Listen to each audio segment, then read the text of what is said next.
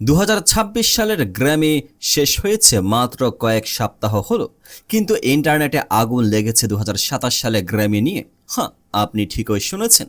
এখন এক বছর বাকি থাকতে শুরু হয়ে গেছে বিতর্ক, ক্ষোভ আর একরাশ হতাশা।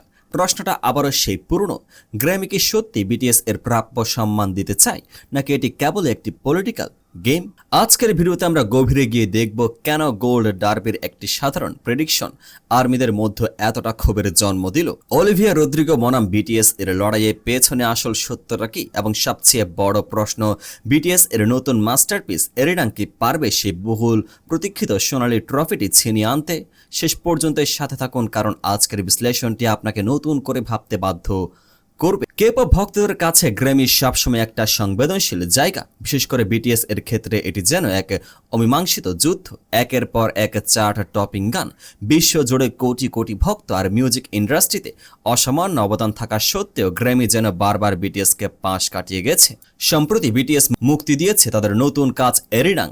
এটি কেবল একটি গান নয়, এটি তাদের সংস্কৃতির একটি প্রতিফলন। 2027 সালে তাদের ওয়ার্ল্ড ট্যুর শেষ হওয়ার কথা রয়েছে, আর আর্মিরা আশা করছিল এটাই হতে যাচ্ছে সেই বছর যখন বিটিএস তাদের প্রাপ্য সম্মান পাবে। কিন্তু ঠিক এই মুহূর্তে আগুনে ঘি ঢালল গোল্ড ডার্বির একটি আগাম প্রেডিকশন। গোল্ড ডার্বি, যারা অস্কার এবং গ্র্যামির মতো বড় অ্যাওয়ার্ড নিয়ে ভবিষ্যৎবাণী করার জন্য বিখ্যাত, তারা 2027 সালের অ্যালবাম অব দ্য ইয়ার ক্যাটাগরিতে ফেভারিট হিসেবে অলিভিয়া রদ্রিগোর একটি অ্যালবামকে শীর্ষে রেখেছে। অবাক করা বিষয় হলো, অলিভিয়ার সেই অ্যালবামটি এখনও রিলিজই হয়নি।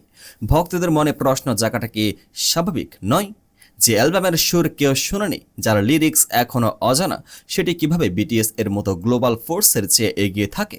আর্মিরা এটাকে দেখছেন পশ্চিমা মিউজিক ইন্ডাস্ট্রির এক গভীর পক্ষপাতের বহিঃপ্রকাশ হিসেবে। সোশ্যাল মিডিয়ায় শুরু হয়েছে ট্রেন্ড। অনেকে অভিযোগ করেছেন যে গ্র্যামি এবং বড় বড় আউটলেটগুলো বারবার এশিয়ান আর্টিস্টদের অবমূল্যায়ন করছে। তবে মুদ্রার উল্টো পিঠও আছে। তাদের বুঝতে হবে, গোল্ড ডার্বি কোনো অফিসিয়াল প্রতিষ্ঠান নয়, এটি মূলত একটি প্রেডিকশন প্ল্যাটফর্ম যা বেটিং এডসের মতো কাজ করে। অনেক মিউজিক এক্সপার্ট বলছেন অলিভিয়া রদ্রিগোর নামটা আসাটা স্রেফ তার আগের রেকর্ড এবং গ্র্যামিতে তার অতীতের পারফরমেন্সের ভিত্তিতে করা একটি অনুমান মাত্র। কিন্তু সমস্যাটা গভীরে। বিটিএস আর্মিদের এই ক্ষোভ কেবল একটি প্রেডিকশন নিয়ে নয়, এটি দীর্ঘদিনের জমানো ক্ষোভ।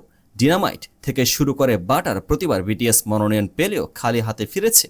তাই যখনই ইন্ডাস্ট্রির কোনো বড় নাম বা মিডিয়া আউটলেট বিটিএস এর আগে অন্য কাউকে অগ্রাধিকার দেয়, তখনই প্রশ্ন ওঠে, ক্রাইটেরিয়া কি কেবল মিউজিক নাকি অন্য কিছু?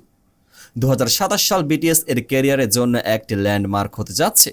তাদের ওয়ার্ল্ড ট্যুর শেষ হবে, তারা পূর্ণ শক্তিতে ফিরবে। এরিডাং গানটি যেভাবে বিশ্বব্যাপী সমাদৃত হচ্ছে, তাদের গ্র্যামির পক্ষে তাদের এড়িয়ে যাওয়া এবার কঠিন হবে। বিটিএস বারবার প্রমাণ করেছে যে তারা ট্রফি বা পুরস্কারের উপর নির্ভরশীল নয়। তাদের প্রভাব স্টেডিয়ামে উপচে পড়া ভিড়ে এবং ভক্তদের ভালোবাসার প্রমাণিত।